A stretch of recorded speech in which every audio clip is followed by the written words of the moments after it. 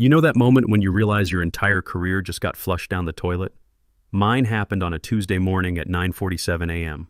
I was sitting in the conference room at Atlas Capital Management, staring at Charles Hartwell's cold eyes as he delivered the news with all the warmth of a debt collector. "Tom, we're making some efficiency adjustments. Your position is being eliminated. I'm Thomas Sullivan, 52 years old, and I'd just been told my 18 years of loyalty meant absolutely nothing. 18 years of building their compliance systems from scratch, of working weekends, of missing my kids' baseball games to keep their energy sector investments clean. All thrown away for efficiency." Let me back up a minute. Charles Hartwell wasn't just any CEO. This guy came from old Dallas money, the kind where your great-grandfather struck oil and your family name opens doors at the country club. He'd inherited Atlas from his father and spent 15 years turning it into what he called the most aggressive energy trading firm in Texas.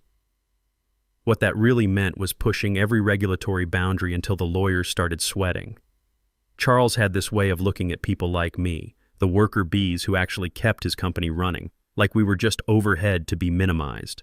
During company meetings, he'd talk about human capital optimization and generational workforce transitions. Translation: fire the expensive old guys and replace them with cheap kids fresh out of college.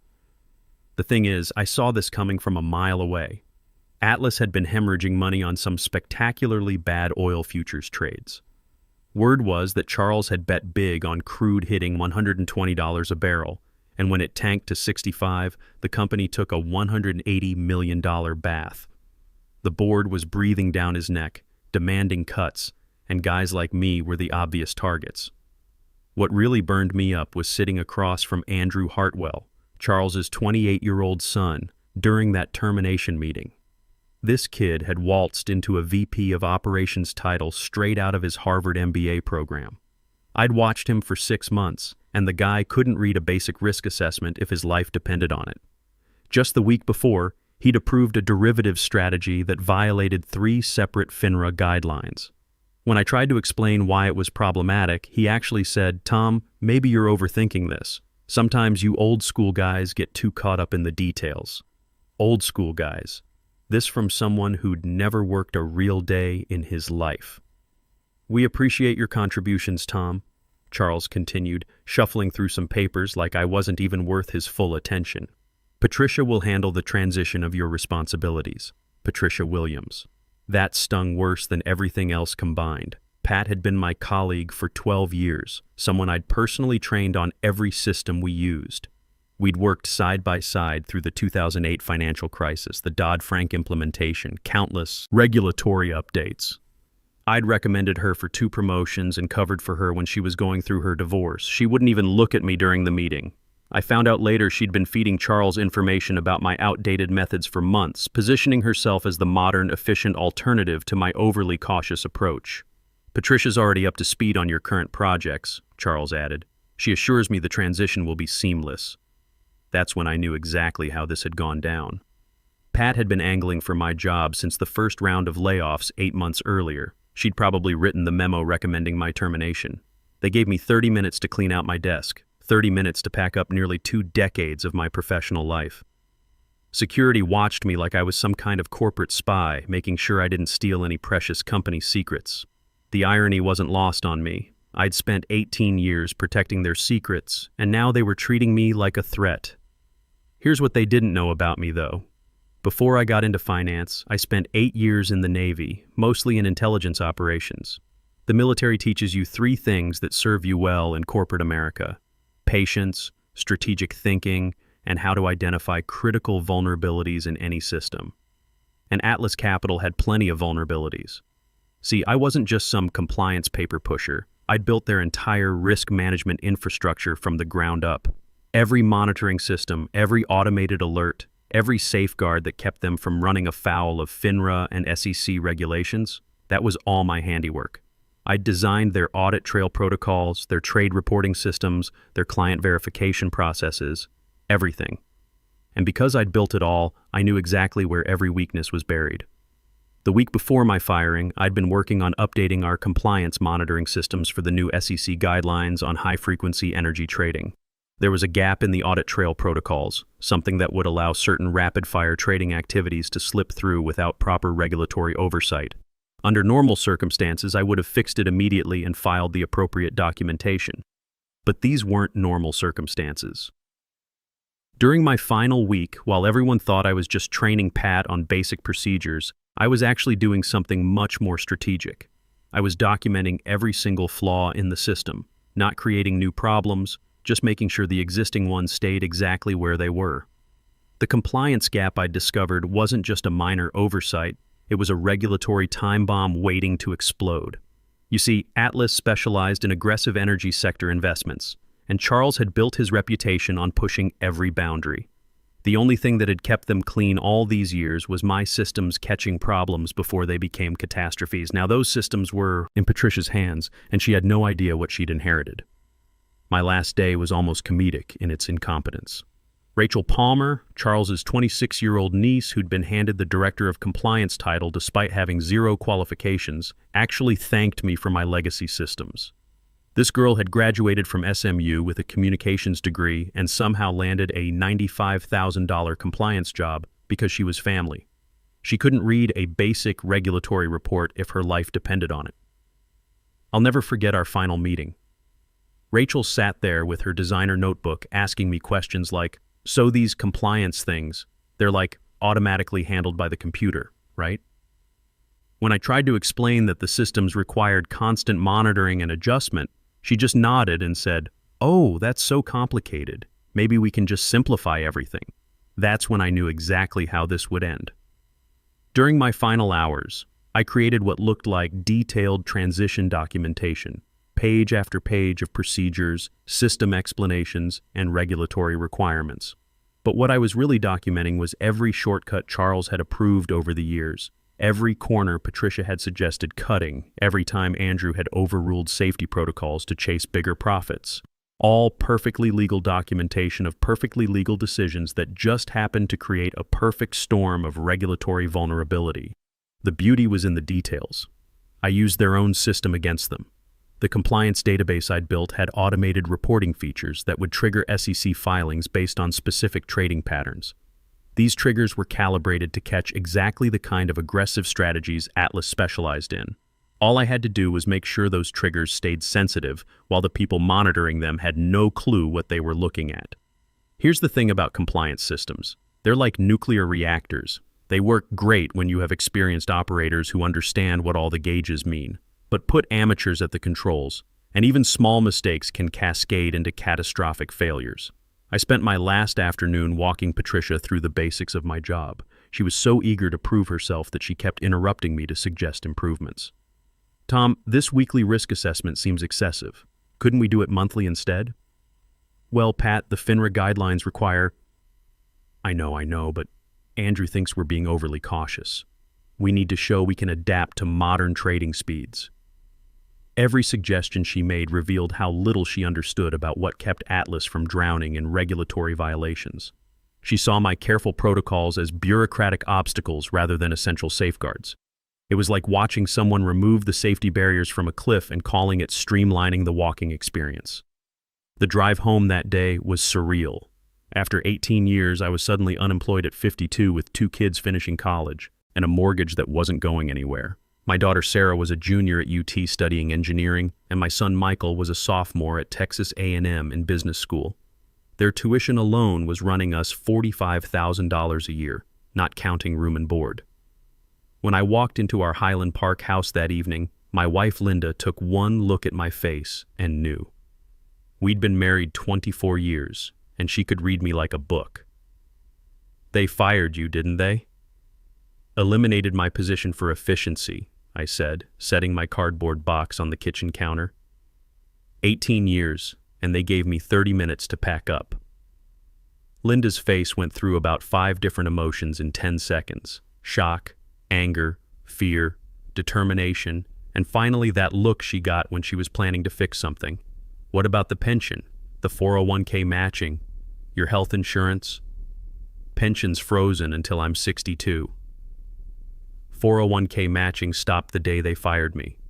Health insurance runs out in 30 days. We spent that night at the kitchen table with a calculator and a stack of bills, trying to figure out how we'd survive until I found another job. The numbers weren't pretty. With both kids in college and our monthly expenses running about $8,000, we had maybe 4 months of savings to work with. "You'll find something," Linda said, but I could hear the worry in her voice.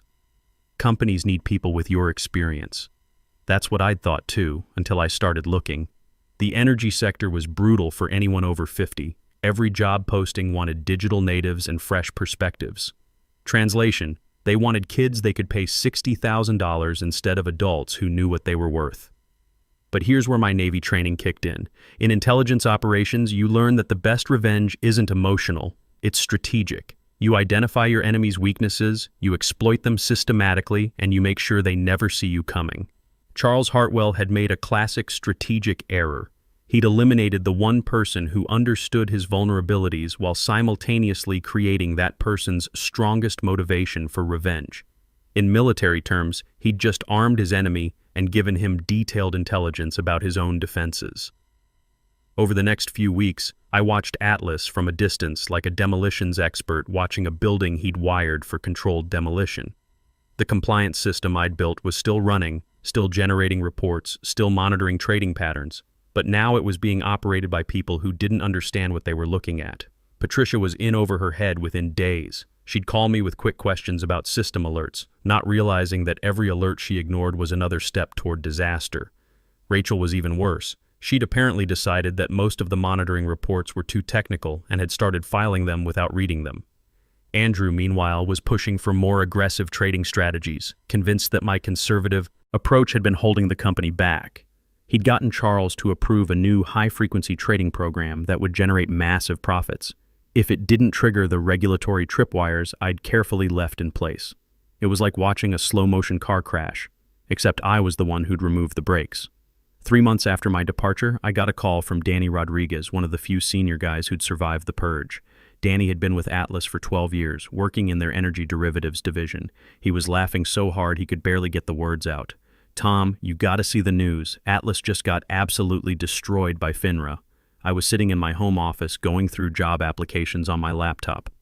I'd been unemployed for 90 days, and our savings were getting thin. Linda had started substitute teaching to bring in some extra money, and we'd already had to dip into the kids' college funds twice. "What happened?" I asked, though I had a pretty good idea. "They got hit with the biggest compliance penalty in Texas history. $925 million. The whole executive team is in full panic mode." I pulled up the Dallas Business Journal website, and there it was in bold headlines. Atlas Capital Management fined $925 million for systematic compliance failures. The article was everything I'd hoped for, and more. According to the report, FINRA investigators had discovered a pattern of inadequate oversight in Atlas's energy trading division. The violations included failure to maintain proper audit trails, inadequate supervision of high-frequency trading activities, and what regulators called willful blindness to risk management standards. The investigation had been triggered by automated reports from Atlas's own compliance system, the same system I'd built. My own creation had ratted them out, and the new compliance team had been too incompetent to understand what was happening until federal investigators were already knocking on their door. "Danny, how bad is it over there?" I asked. "Tom, it's a complete disaster. Charles is locked in his office with lawyers. Andrew's running around blaming everyone except himself. And Patricia? She's basically having a nervous breakdown. She keeps saying the system must be malfunctioning because she never saw any warning signs. That's because she wouldn't have recognized a warning sign if it bit her on the ass. The compliance system had been generating alerts for weeks, but Patricia had dismissed most of them as system glitches or false positives. She'd never bothered to investigate what was actually causing the alerts. The beauty of my strategy was in its simplicity. I hadn't sabotaged anything or created new problems. I'd simply left existing vulnerabilities in place while ensuring that the people responsible for monitoring them didn't understand what they were looking at.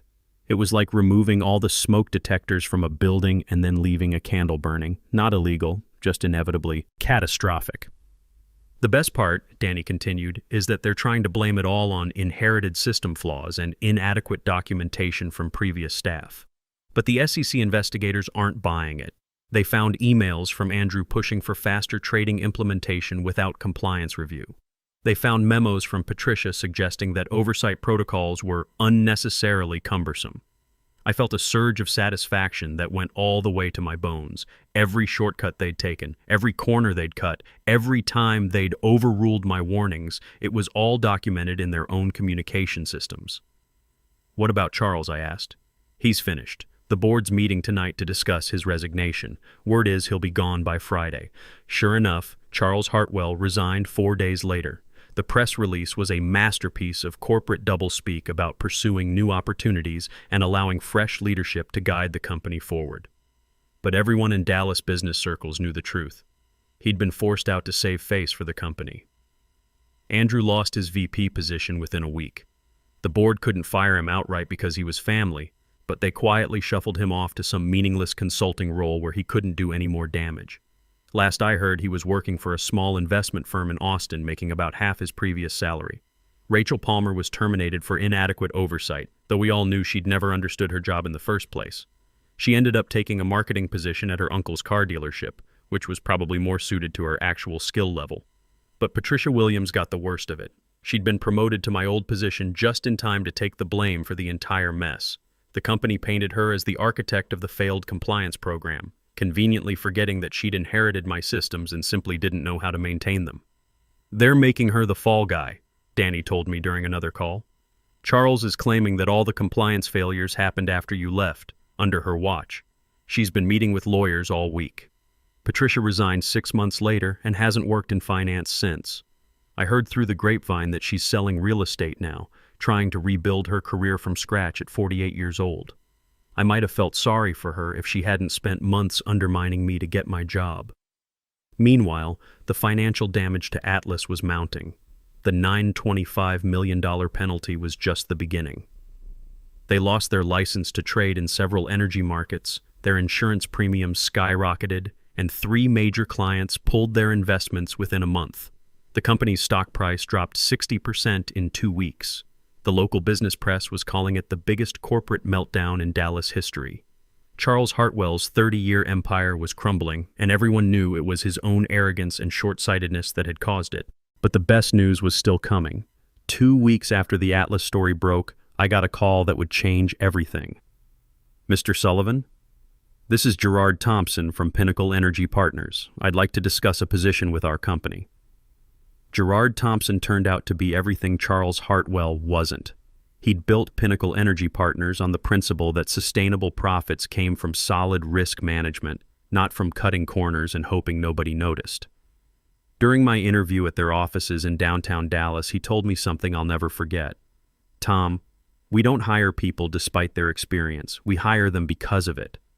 What happened at Atlas proves that compliance isn't overhead to be minimized. It's the foundation that everything else is built on." Pinnacle offered me the position of Chief Risk Officer with a 40% salary increase and a signing bonus that covered our immediate financial pressures. More importantly, they valued what I brought to the table.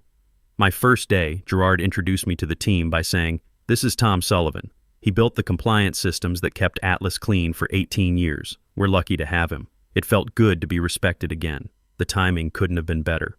Sarah was starting her senior year at UT, and Michael needed money for a summer internship program. Linda had been worried sick about our finances, but the new salary meant we could stop dipping into savings and actually start rebuilding our retirement fund. "I'm proud of you," Linda told me on my first day at Pinnacle. "You could have been bitter about what happened, but you turned it into something better." If only she knew the whole story. The final chapter of the Atlas saga came about a year later. Gerard and I were having lunch at the Dallas Petroleum Club when he mentioned that Atlas Capital Management had filed for bankruptcy.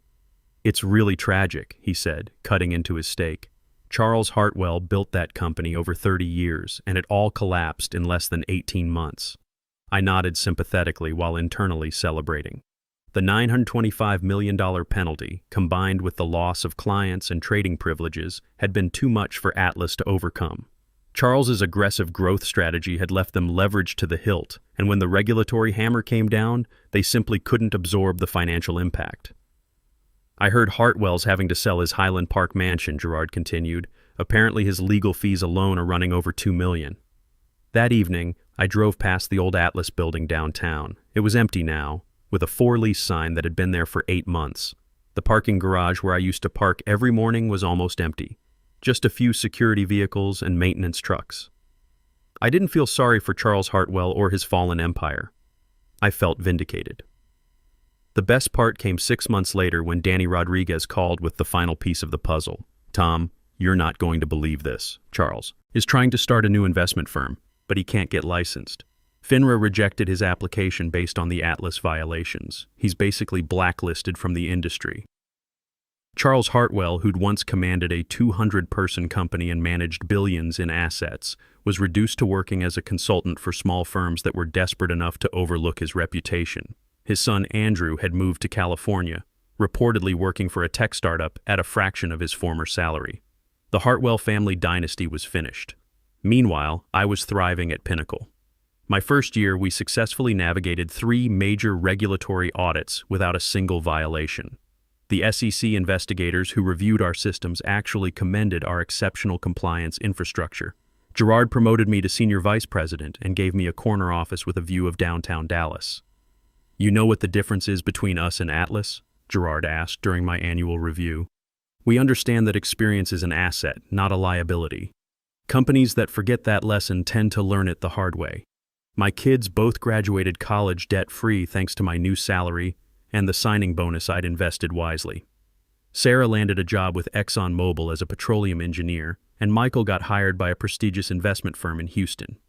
Linda and I finally took that trip to Europe we'd been planning for 20 years, spending 2 weeks touring Italy and France.